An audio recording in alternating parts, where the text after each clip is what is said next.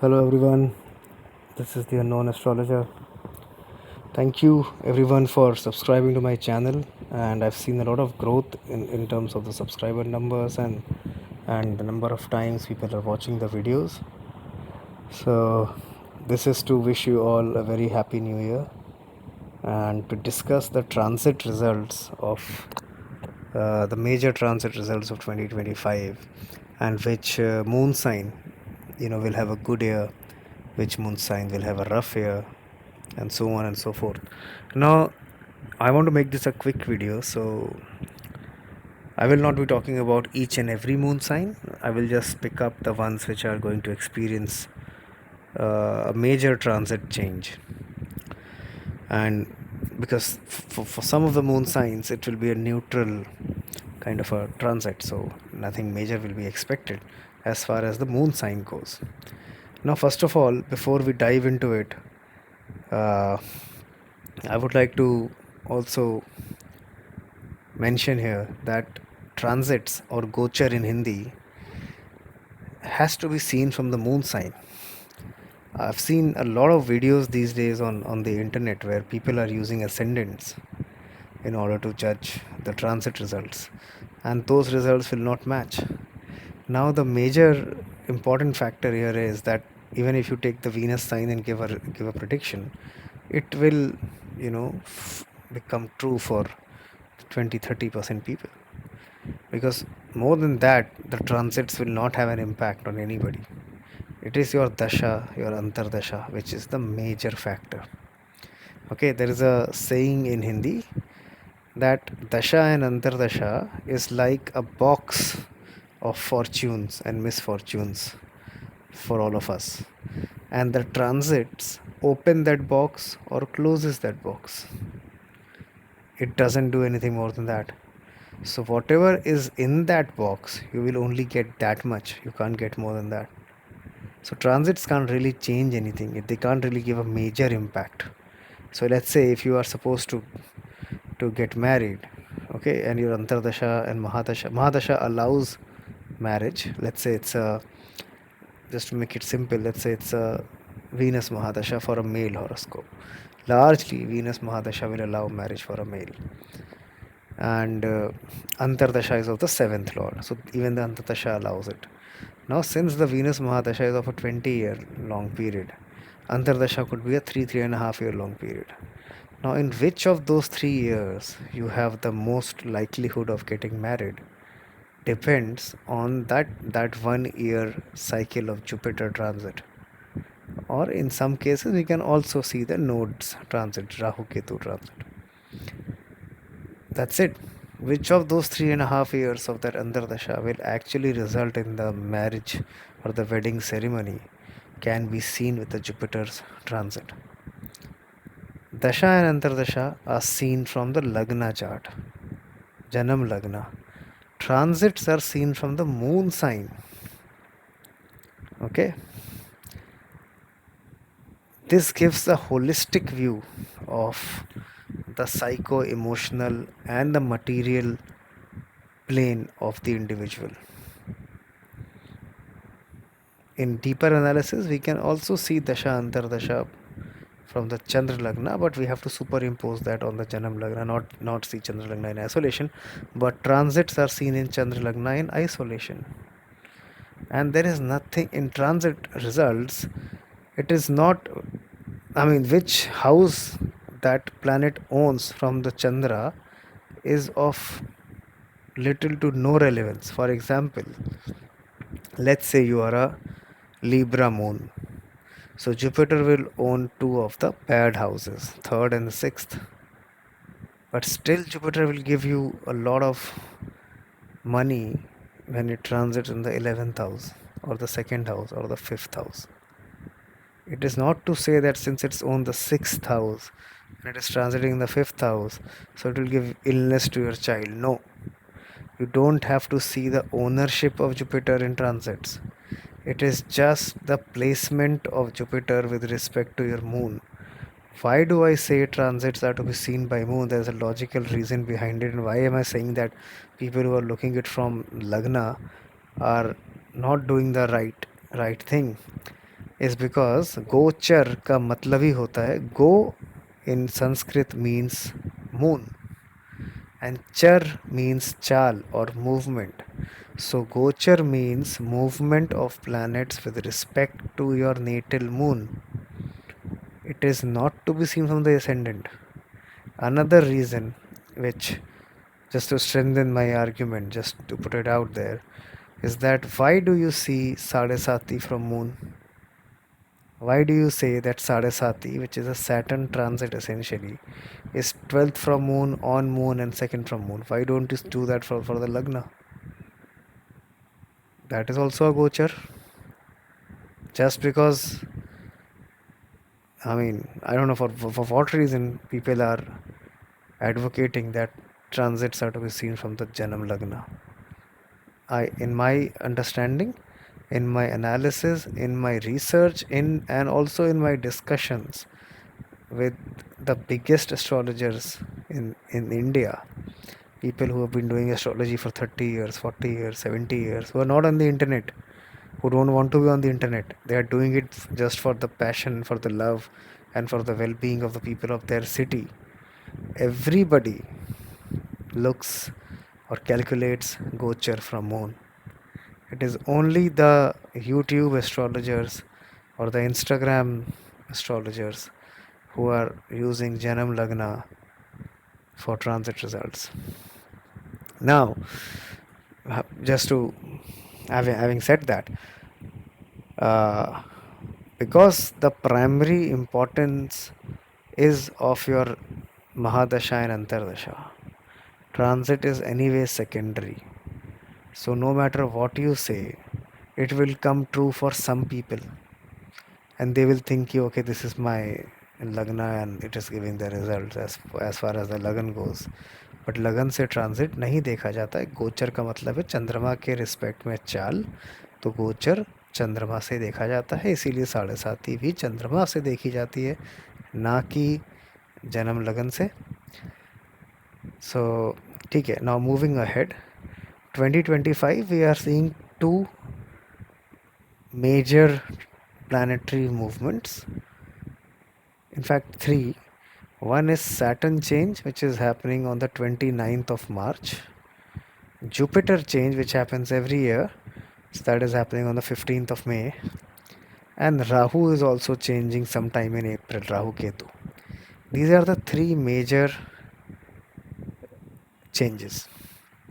Okay, so Saturn goes to Pisces, Jupiter goes to Gemini, and Rahu goes to Aquarius, and Ketu respectively, comes to Leo. Now what happens? The Sade Sati starts on Aries moon people. Okay, Sade Sati continues for Pisces, and it is the last leg of Sade Sati for Aquarius. Sade Sati ends for the Makar Rashi. Okay, so now this makes Makar's transit a very important one in 2025. Because the Sade Sati ends, Sade Sati, as I have also spoken about it at length, it could be very good for a few people, because it depends on your karma of this life, which only you know, which no astrologer can know. And when you look at a horoscope of a running Sade Sati native, astrologers' predictions always go wrong, because the astrologer is looking at the chart, and the chart is showing you karma, results of karma of your past lives or parallel lives. It is not showing of this life. And hence साढ़े साती में सारी predictions fail होती हैं.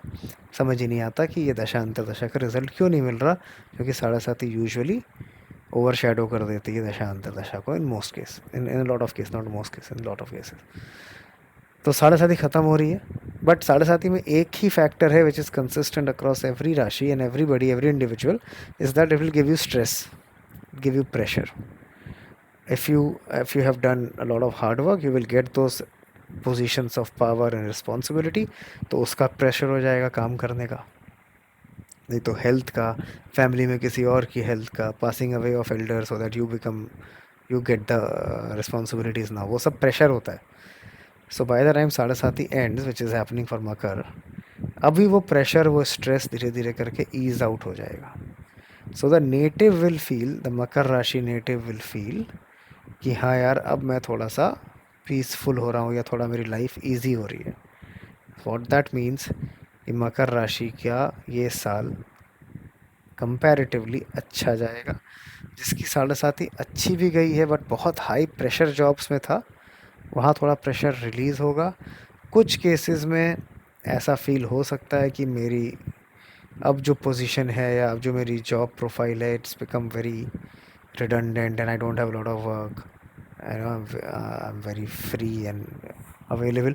So वहाँ पे थोड़ा सा फील हो सकता है for the next 2.5 years of मकर राशि कि थोड़ा ज़्यादा ही रिलैक्स्ड हो गया. बट हाँ, relaxation in more cases than not will give you a feeling of happiness to some extent. तो वो मकर राशि का 2025 रिलैक्स्ड है, अच्छा है. जैसे ही जुपिटर चेंज होगा to Gemini on the 15th of May, Jupiter will go on in the uh, 6th house, right, of Makar Rashi. So वो अगेन अभी फिफ्थ में है, सिक्स में जाएगा तो वो अगेन थोड़ा सा जॉब्स को लेके या गेन्स को लेके थोड़ा सा लो फेज है. सो ऑल्दो रिलैक्सेशन आएगा, स्ट्रेस कम होगा, but they can get a feeling second half of the year कि यार अब काम में उतना ज़्यादा मज़ा नहीं आ रहा है. they may not enjoy their work that much. This will happen more for people who are slightly of the older age. For youngsters, this could be a period of change and relaxation.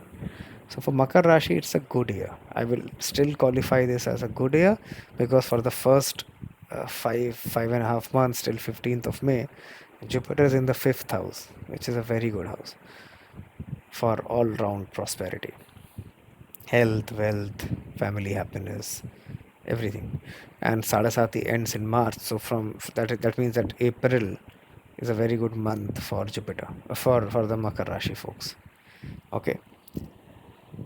Now, what happens is that Sadasati starts for Mesh moon people. Now, this will make their 2.5 years very, very active. As I have made that video in the last, 7 years ago, 12th Saturn will give you chances and opportunities to do things which you always wanted. It will also give you chances of doing some of the wrong things. If you fall prey to it, the next 2.5 years and moreover the next 5 years will become very difficult. That is what Sadasati does. If you are a youngster, this 12th Saturn can make you change your city, go to a different location, start living there. If you're very young, you can start school or college in a new place. This can start new love relationships for you. This can make you not focus on your work and focus outside of your work, not focus on your family, focus out of your family. If this Saturn can give you a lot of opportunities to basically enjoy life. If you do that and if you get indisciplined about it, the Sadasati will be tough for you. If you do everything in the right quantity and still focus on your duties, whatever duties you have undertaken yourself, like if you have married, then you have taken the duty of your wife and your kids. If you're doing a job, then do that job with a lot of honesty. Don't try to show off and just do the needful there. You might end up not getting promoted or getting a low increment, etc. Or maybe in worst case, if you're doing cheating and all, then you can lose your job or lose your wife, lose your family, or lose your health if you're ignoring your health, like abusing your health with substances and alcohol. So this Sadasati, beginning 2.5 years, usually is a time of a lot of heightened activity and a lot of possibilities of losing your strength of mind, and you might become very gullible and you might start to do things which you were not doing in the past. So hold tight, Aries folks. If you hold tight, the next 5 years after this 2.5 years will be very good. Jupiter moves to the third house in the mid of the year, which is an average kind of a placement. Till May, it's a better placement because in the second house, Jupiter promises increased savings, increased wealth. Okay, so these are the two important rashis: Makar because Sadasati ends, and Mesh because Sadasati starts. Jupiter changes for everybody. Now, let's come to Taurus moon. What happens now for Taurus individuals?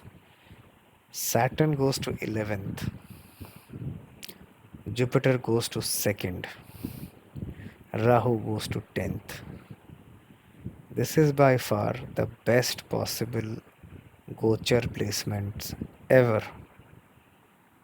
This has not happened in a lot of years, in the last 20-25 years for Taurus. I'm not sure when was this placement last seen, especially the Saturn and Jupiter placement, Saturn 11, Jupiter 2nd, and it may not happen for many years ahead. So this could be the year for Taurus moon people. This is the best time. If the Dasha Antardashas are good, by good I mean because Saturn in 11th, Jupiter in 2nd, it promises monetary, financial gains, financial success, career related gains, professional gains. तो अगर दशा अंतर्दशा भी career के लिए अच्छी है, profession के लिए अच्छी है, if the promise is there, then as I said in the beginning, the transit will open that box. So वो career success का box खुल जाएगा in the next 1.5 years from now on till mid of 2026, till the time Jupiter stays in Gemini. It will be the time of the life for Taurus individuals, provided you are going through a good Dasha Antardasha. Okay.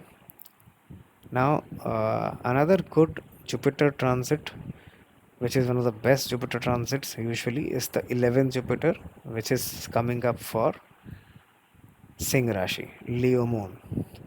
But their 8th Shani, which is a Dhaya of Shani, also starts in March. So, Jupiter 11th clubbed with Saturn 8th. In my analysis, it shows financial gains. It shows some movement in the job. So, it can show change of job or promotion in job, or some kind of movement in job with financial gains. But 8th Shani also shows possibilities of abrupt travel. In some cases, I've also seen that 8th Shani makes the individual travel because the health of a family member deteriorates.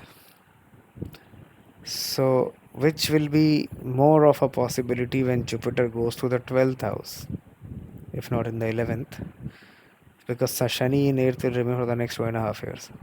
Jupiter जब change होगा, it will go to the 12th. It can make you travel for some kind of health reasons of a family member.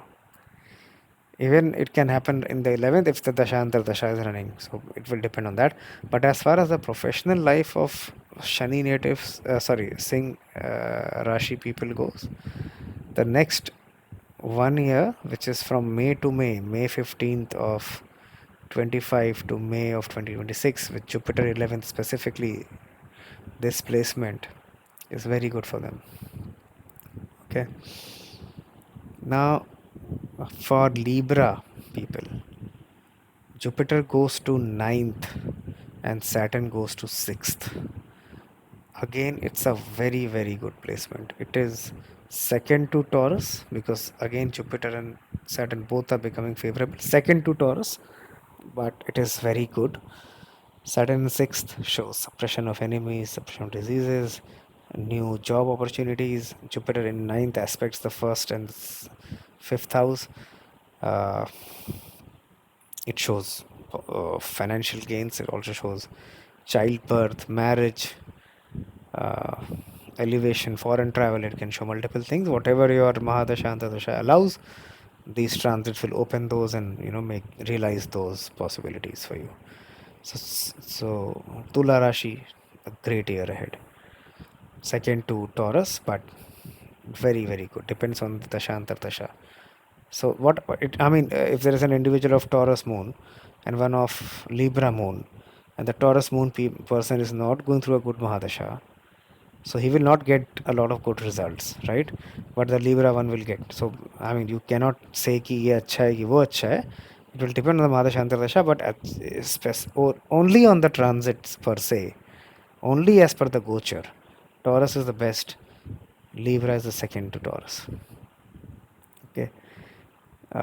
For Scorpio people, Jupiter in 8th, Saturn in 5th. It shows a period of introspection, rejuvenation, transformation of some kind. You know, new possibilities of new relationships. 8th Jupiter is usually mostly good for money. So yeah. For Dhanu Rashi, Sagittarius moon, the 4th Saturn transit has begun. Now this 4th Saturn transit also shows change in job, some kind of possibility of change of house and a change of vehicle, also taking a loan for house or a car is seen. Similar results were experienced by Scorpio people in the last 2.5 years. A lot of Scorpio moon people, when Saturn was in the fourth house, they have taken loans for cars and they've shifted houses or built a new house or built a new floor in their existing house. Something like that has happened for them. And they have seen some elevation in work in the last 2.5 years, especially when Jupiter was good. When Jupiter was in the fifth house and seventh house, they have seen good elevation in work. But fourth Saturn also gives a sense of reluctance, and it gives you a sense of heaviness as far as your mind goes. You're not very happy even though you're making money and you're buying a car and buying a house, but it keeps you stuck in the daily work, and something or the other is not right at all times, so you are a bit confused and a bit uh, stuck in your head. Saturn fourth does that. So I mean, it can also say कि you will buy a car but you will not be entirely happy क्योंकि यार पैसा भी लग रहा है and you've taken the loan, so you are concerned about that also. So doesn't give you complete happiness. So this is for Sagittarius moon. Another good period is coming up for Aquarius moon people, because Jupiter goes to ninth, aspects the first house, aspects the moon sign, and the last leg of Saraswati is will begin for Aquarius. So that what that does is that in a lot of cases, when you have experienced a lot of stress in when Saturn is on your moon, on the first of your moon, and now Saturn in the second, so वो थोड़ा stress relatively कम होता है, and Jupiter का aspect on the moon will further reduce the stress. Especially if you're an old person of Aquarius moon, this is a very good period, because the stress for old people is usually related to their health. So the health will improve for Aquarius people. For youngsters, this can show childbirth. This can show possibilities of a change of job or elevation in job, because from fifth Jupiter will aspect the 11th, and from second even Saturn will aspect the 11th house. So 11th पे double aspect है, तो वो again elevation in job देता है, gains बढ़ाता है.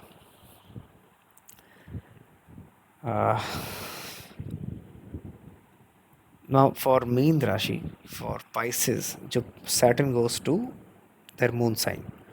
So this shows heightened stress levels. If in the last 2.5 years you have not done anything wrong, because you must have gotten a lot of opportunities to cheat with your girlfriend, to cheat at your work, to make money from sources which you should not be making, to spoil your health. If you have not fallen prey to those temptations, this Saturn in the first house on top of your moon can give you great success. But if you have fallen prey to those elements in the last 2.5 years and you have not followed your duties the way you should have, then this will increase stress to an all new level, and you can run the risk of losing contracts, losing jobs, a lot of tension in the house. some health ailments, also some mental health issues can crop up because of heightened stress and anxiety. So these things are seen, and this will change you forever. If it goes on the negative side, you will be changed. If it goes on the positive side, even then you will be changed. Okay. So apart from these moon signs, every all other moon signs like Cancer, Kanya, what all, I think I've taken up all other except Cancer and Virgo. Let's do that also. So just because two are left. So Cancer moon, Saturn goes to ninth, Jupiter 12th. So majorly this is a period of expenditure, because Jupiter in 12th shows expenditure on good things like a treatment which is necessary, a marriage, education, buying a house, spending big money on house, renovation of house. So expenses on positive things is seen in the next 1 year cycle of Jupiter.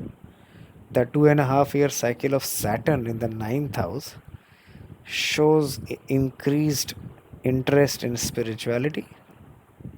It also ends your eighth Saturn, Daya of Saturn.